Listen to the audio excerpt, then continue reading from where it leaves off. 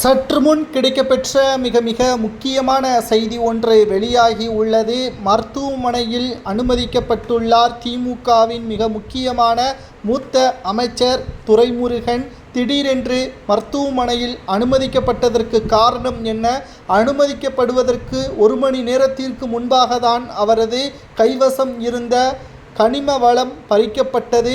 ஆளுநர் RN ரவி அவர்களது உத்தரவின் பெயரில் கனிம வளம் சட்டத்துறை அமைச்சராக இருந்த ரகுபதியிடம் ஒப்படைக்கப்பட்டு, ரகுபதியிடம் இருந்த சட்டத்துறை துரைமுருகனிடம் ஒப்படைக்கப்பட்டதற்கு காரணம் என்ன? கிட்டத்தட்ட செந்தில் பாலாஜியை போல்தான் துரைமுருகனின் செயல்பாடுகள் இருப்பதாக பார்க்கப்படுகிறது.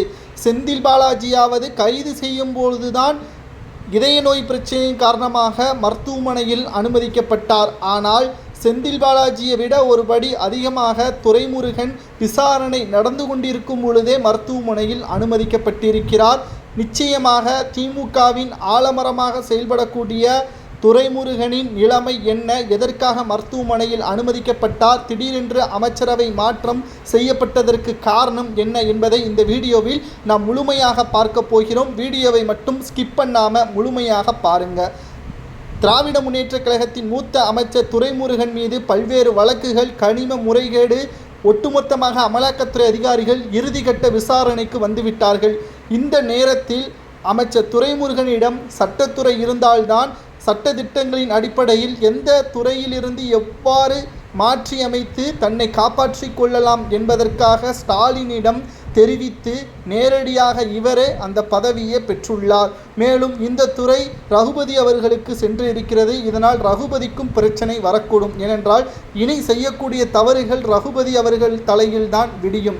ஏனென்றால் மணல் கொள்ளை வழக்கு என்பது துரைமுருகன் சம்பந்தப்பட்டது மட்டுமல்ல, நிழல் உலக தாதாவாக இருக்கக்கூடிய நமது ஒட்டுமொத்த மணல் கொள்ளையின் மாஃபியாவாக விளங்கக்கூடிய கரிகாலன் என்பவர்தான் இதில் மிக முக்கியமான ஒரு மூலதனமாக செயல்படக்கூடியவர்.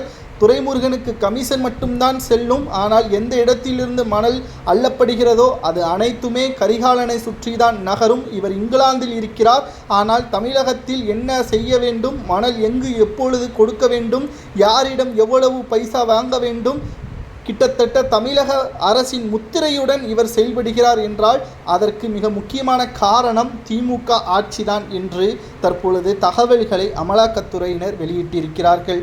வயதான காலத்தில் சிறையில் இருக்க முடியாது என்பதற்காக உடல்நிலை ரீதியாக பிரச்சனைகள் இருப்பதை மருத்துவர்கள் மூலமாக வெட்டு வெளிச்சத்திற்கு வரவழைத்து விட்டார். மீண்டும் சிறைக்கு செல்ல முடியாது என்பதை இதன் நாடகமாக பலரும் கூறி வருகிறார்கள்.